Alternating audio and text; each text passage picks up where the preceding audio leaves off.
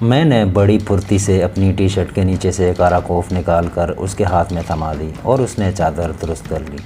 بیلا کا کہا درست ثابت ہوا تھا۔ سامنے سے آنے والے پولیس والوں نے ہمیں روک لیا، چند الٹے سیدھے سوال کیے۔ ایک نے میرا لباس بھی تھپ تھپا کر دیکھا۔ وہ بیلا کو کھا جانے والی نظروں سے گھورتے تو رہے، لیکن اس کے جسم کو ہاتھ لگانے کی کوشش کسی نے نہیں کی۔ پولیس والے آگے بڑھ گئے اور ہم اپنے رستے پر چل دیے۔ اگر کاراکوف میرے پاس ہوتی تو یقیناً پکڑے گئے ہوتے یا مارداڑ شروع ہو چکی ہوتی۔ بیلا سالار بازار کی طرف جانے کی بجائے دوسری سڑک پر مڑ گئی۔ تقریباً 20 منٹ بعد ہم بہت بڑے مندر کے سامنے موجود تھے۔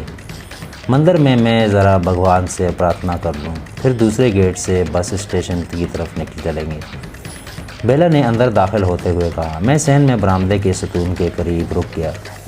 بیلا اندر جا کر چند منٹ بعد ہی واپس آ گئی اور پھر ہم طویل برآمدے میں ایک طرف چلنے لگے اور آخر کار ایک دروازے میں داخل ہو گئے۔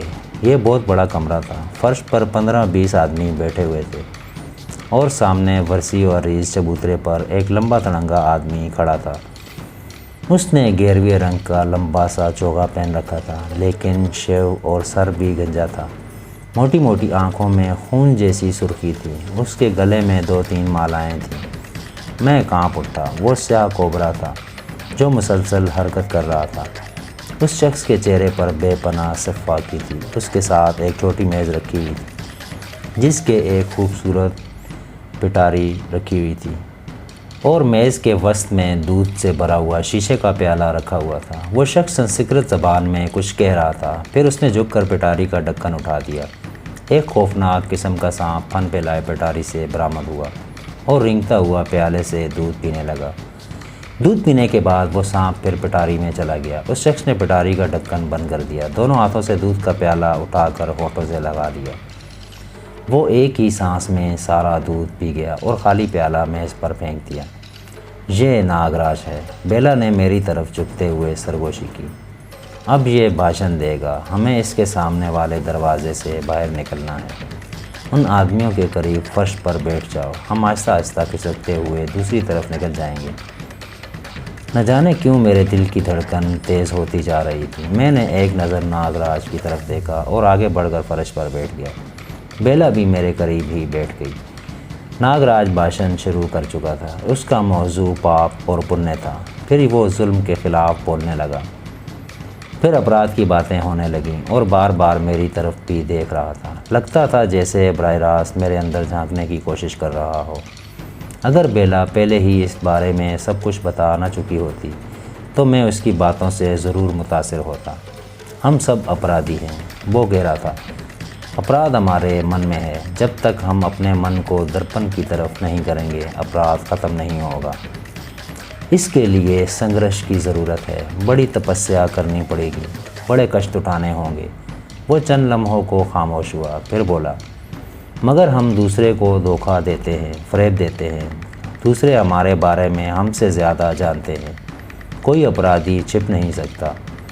اس لمحے بھی ہم میں ایک اپرادھی موجود ہے، اگر میرے دماغ میں دھماکے سے ہونے لگے۔ میں نے بیلا کو کوہنی مار کر اشارہ کیا اور اٹھ کر دروازے کی طرف چلنے لگا۔ بیلا بھی اپنی جگہ سے اٹھ گئی۔ دوسرے ہی لمحے وہ چل کر میرے سامنے آ گئی۔ اس نے چادر جسم سے اتار کر پھینک دی اور مجھے کاراکوف رائفل کی زد پر لیتے ہوئے چیخی، ناگراج، یہی ہے وہ اپرادھی جو اب تک کئی آدمیوں کی ہتیا کر چکا ہے۔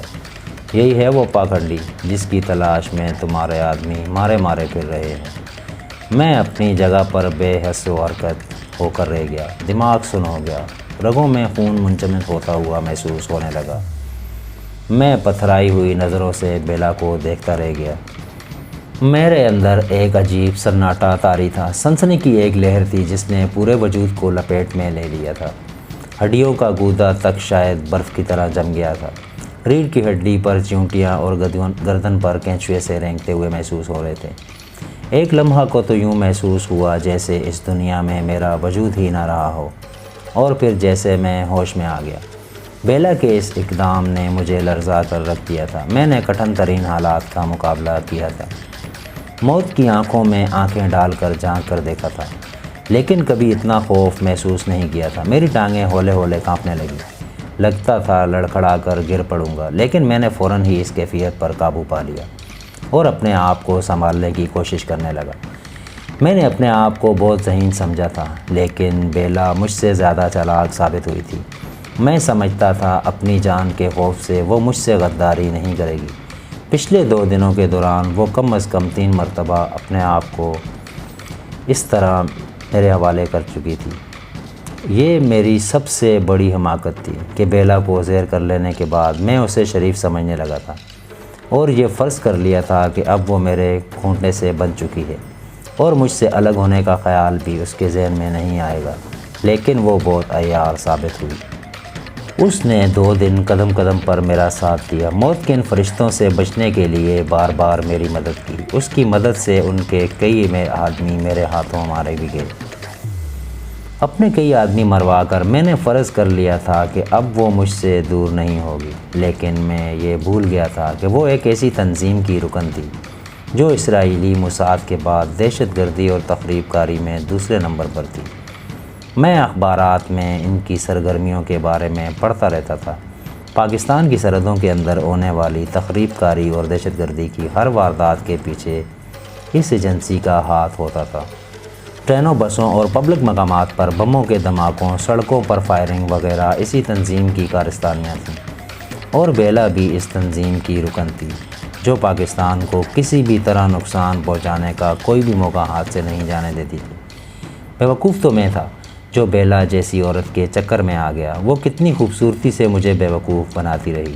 اپنے آدمیوں کو میرے ہاتھوں مروا کر اس نے میرا اعتماد حاصل کیا تھا۔ ناگراج، جو دوسرے لوگوں کی سفاکیوں کے قصے سنا کر اس نے میری ہمدردیاں حاصل کر لی تھیں، اور اس دوران بڑی ہوشیاری اور چالاکی سے مجھے بدتدریج موت کی بھیانک وادی کی طرف دھکیلتی رہی تھی، اور میں بڑے اطمینان سے اس کے پھیلائے ہوئے جال میں پھنس گیا تھا۔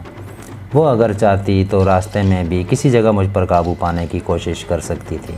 ایسے کئی مواقع اسے ملے تھے۔ وہ بڑی آسانی سے مجھے رائفل کی زد پر لے کر اپنی بات منوا سکتی تھی، لیکن وہ میری ذہانت اور بے خوفی سے بھی واقف رہی ہوگی۔ اسے اندیشہ رہا ہوگا کہ اس کی ایسی کوئی کوشش کامیاب نہیں ہونے پائے گی اور الٹا اس کو نقصان اٹھانا پڑے گا۔ اس نے دوسرا طریقہ اختیار کیا تھا اور میں بڑی آسانی سے اس کی چال میں آ گیا تھا۔ بیلا اس وقت کاراکوف تانے میرے سامنے کھڑی تھی۔ اس کے چہرے پر بکھری ہوئی سفاکی نے اس کا سارا حسن غارت کر دیا تھا۔ آنکھوں میں بے پناہ سرد میری تھی۔ اس کی انگلی ٹریگر پر تھی اور میں اندازہ لگا سکتا تھا کہ میری کسی معمولی سی حرکت پر بھی ٹریگر دبانے سے دریغ نہیں کرے گی۔ میں نے بیلا اپنے آپ پر قابو پانے کی کوشش کرتے ہوئے کہا، یہ کیا کر رہی ہو تم؟ کیا تم یہ بھول گئی ہو یہ لوگ اب تمہارے بھی دشمن ہیں اور تمہیں بھی زندہ نہیں چھوڑیں گے؟ اور تم یہ بھول گئے ہو کہ میں بھارتیہ ناری ہوں؟ بیلا کے ہونٹوں سے سرسراتی ہوئی سی آواز نکلی۔ بھارتیہ ناری اپنے خون کی بلی تو دے سکتی ہے، لیکن اپنے دیش کو نقصان پہنچانے کا تصور بھی نہیں کر سکتی۔ اور تو وہ جو تمہارے ساتھ وہ کچھ کرنے کے لیے میں… بیلا نے میری بات کاٹ دی۔ اس کے ہونٹوں پر خفیف سی مسکراہٹ آ گئی۔ اس میں کوئی شبہ نہیں، تم ایک مضبوط اور طاقتور مرد ہو۔ بڑی عجیب منطق ہے، میں نے کہا۔ وہ جس دیش کی عورتیں اس طرح اپنی عزت لٹاتی ہو، اس ملک کا خدا ہی حافظ۔ بہرحال رائفل نیچے کر لو، لوگ بہت کچھ خوفزدہ سے ہو رہے ہیں اور وہ جلاد بھی ہماری طرف دیکھ رہا ہے۔ اس سے پہلے کہ صورتحال بگڑ جائے ہمیں یہاں سے نکل جانا چاہیے۔ اس خیال کو ذہن سے نکال دو کہ اب تم یہاں سے جا سکو گے۔ بیلا غرائی۔ کنیا، ناگراج کی گونجتی ہوئی آواز سن کر میں نے اس طرف دیکھا۔ وہ خون بھری سرخ آنکھوں سے ہماری طرف دیکھ رہا تھا۔ کون ہو تم کنیا؟ اور یہ مورخ کون ہے جس پر تم اتنے بڑے اپرادھ کا آروپ لگا رہی ہو؟ ناگراج، بیلا چیخی، یہ وہی اپرادھی ہے جو اب تک کئی خون کر چکا ہے۔ اسے پاکستان سے لایا جا رہا تھا۔ راستے میں اس نے اپنے 3 محافظوں کو گولی سے چلنی کر دیا اور اس کے بعد یہ خون پر خون کرتا چلا گیا۔ میں اپنی جان خطرے میں ڈال کر بڑی مشکل سے اسے یہاں تک لائی ہوں۔ میرا خیال ہے ناگراج نے بیلا کو پہچان لیا تھا، لیکن دوسرے لوگوں کی موجودگی میں اسے شناسائی کو ظاہر نہیں کرنا چاہتا تھا۔ وہ اس وقت مندر میں تھا اور مندر میں اس کی حیثیت کچھ اور تھی۔ اگر یہ ہتھیارہ ہے تو اسے قانون کے حوالے کیا جانا چاہیے تھا۔ ناگراج نے کہا، ایسی چیزوں کے فیصلے قانون ہی کرتا ہے۔ یہ مندر ہے، بھگوان کا گھر، دنیا میں اس سے پوتر جگہ کوئی اور نہیں ہو سکتی۔ میں ایسی باتیں پسند نہیں کرتا جس سے پورا پوتر استھان ناپاک ہو جائے۔ تم اپنی رائفل پھینک دو اور اسے اس دروازے سے باہر لے جاؤ۔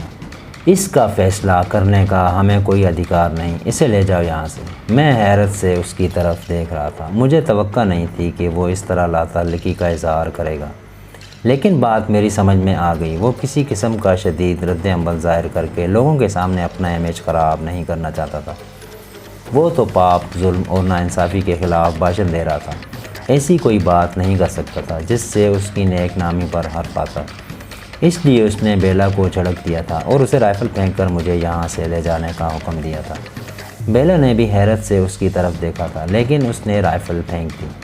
جب بیلا مجھ پر رائفل تان کر چیخی تھی تو وہاں بیٹھے ہوئے سبھی لوگ کھڑے ہو گئے تھے۔ 6 تو خوفزدہ ہو کر باہر بھاگ گئے تھے اور اس وقت حال میں صرف 8-10 آدمی رہ گئے تھے۔ ان میں سے 2 آدمی اٹھ کر آگے آ گئے۔ مہاراج، ان میں سے ایک ہاتھ جوڑتے ہوئے بولا، اگر آپ آگیا دیں تو ہم اس اپرادھی کو پولیس کے حوالے کر دیں۔ ناری اکیلی ہے، آپ نے اسے نہتہ بھی کر دیا ہے، کہیں راستے میں یہ پاکھنڈی اس ناری کو کوئی نقصان نہ پہنچا دے۔ شانت رہو، ناگراج نے ہاتھ اٹھاتے ہوئے کہا، یہ ناری اسے ہمارے چرنوں تک لائی ہے تو اسے پولیس تک بھی لے جائے گی۔ میرا آشیرواد اس کے ساتھ رہے گا۔ وہ چند لمحوں کو خاموش ہوا، پھر بیلا کو مخاطب کرتے ہوئے بولا، اسے یہاں سے لے جاؤ کنیا، ہم دھرمچاری لوگ ہیں، ایسے معاملوں سے دور رہنا چاہتے ہیں، ہمیں اس میں مت الجھاؤ، جاؤ اسے لے جاؤ۔ بیلا کی آنکھوں میں ایک لمحہ کو الجھن سی تیر گئی، پھر اس نے میری طرف دیکھا اور اس کے منہ سے بلی جیسی ہلکی سی غراہٹ نکلی۔ اس دروازے کی طرف چلو اور یہ بات ذہن میں رکھنا، میرے پاس ریوالور موجود ہے۔ میرے ہونٹوں پر خفیف سی مسکراہٹ آ گئی۔ حال میں موجود لوگ دوبارہ اپنی جگہوں پر بیٹھ چکے تھے اور ناگراج کا بھاشن بھی دوبارہ شروع ہو گیا تھا۔ میں سامنے والے دروازے کی طرف بڑھ گیا۔ بیلا میرے ساتھ جڑ کر چل رہی تھی۔ میں نے بہرحال یہ طے کر لیا تھا کہ یہ مندر سے نکلتے ہی بیلا کی گردن ناپ لوں گا اور اسے ایسی سزا دوں گا کہ آئندہ زندگی میں کسی کے ساتھ اس طرح کا دھوکہ کرنے کی کوشش نہیں کرے گی۔ لیکن میں ایک بار پھر یہ بھول گیا تھا کہ میں ایسے لوگوں کے چکر میں پھنس گیا تھا جو نہایت عیار، دھوکے باز، سفاک اور ظالم تھے۔ اس دروازے کے باہر دائیں بائیں بہت کشادہ اور طویل برآمدہ تھا، جس کے سامنے کشادہ صحن اور ایک دوسری طرف بھی مندر کے حصے کی کوئی عمارت تھی۔ برآمدے اور صحن میں بہت سے لوگوں کی آمد و رفت تھی۔ میرے لیے فرار کا بہترین موقع تھا۔ اتنے بہت سے لوگوں کی موجودگی میں بیلا گولی چلانے کی حماقت نہیں کرے گی۔ میں ابھی سوچ ہی رہا تھا کہ برآمدے میں نکلتے ہی 2 آدمی دائیں بائیں میرے ساتھ جڑ کر چلنے لگے۔ ایک کے ساتھ ہی ایک سرگوشیانہ آواز میری سماعت سے ٹکرائی، کوئی برا خیال من میں مت لائیو بھیا، ورنہ تمہاری لاش یہاں تڑپ رہی گئی۔ میرے منہ سے بے اختیار گہرا سانس نکل گیا۔ اب ناگراج کی چال بھی میری سمجھ میں آ گئی تھی۔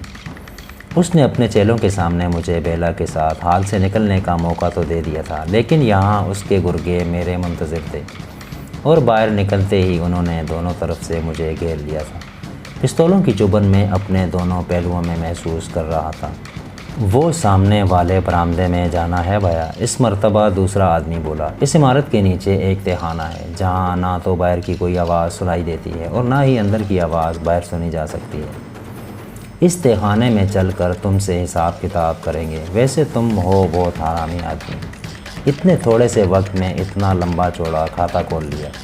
ناگراج تم سے ناراض بھی ہے اور بہت خوش بھی۔ وہ شخص رکے بغیر بولتا رہا، ناراض اس لیے کہ تم نے اس کے کئی بندے مار دیے، اور خوش اس لیے کہ بہت عرصہ بعد تیرے جیسا بندہ ملا ہے۔ تمہیں جب سدھا کر واپس پاکستان بھیجا جائے گا تو وہاں تو قیامت ہی آ جائے گی۔ ویسے تمہیں ڈرنے کی ضرورت نہیں بھایا، ناگراج تیرے ساتھ بہت اچھا سلوک کرے گا، بڑا خیال رکھے گا تیرا۔ حساب کتاب تو ہمیں کرنا ہے، اور ناگراج کے آنے سے پہلے ہم اپنا کام مکمل کر چکے ہوں گے۔ بس اب چپکے سے چلتا رہے۔ صحن میں بہت سے لوگوں کی آمد و رفت جاری تھی۔ میں نے محتاط نگاہوں سے ادھر ادھر دیکھا۔ یہ میرے لیے بہترین موقع تھا۔ اگر یہ لوگ مجھے تہخانے تک لے جانے میں کامیاب ہو گئے تو میری آزادی کے تمام راستے بند ہو جائیں گے۔ اور اس تہخانے میں میرے ساتھ جو کچھ ہونا تھا اس کا بھی مجھے اندازہ تھا۔ ناگراج کو دیکھتے ہی میں سمجھ گیا تھا وہ دنیا کا شفاف ترین آدمی ہے۔ میں نے اب تک ان کے کم از کم 8 بندے مار دیے تھے۔ وہ مجھے تہخانے میں مہمان بنا کر تو نہیں رکھیں گے۔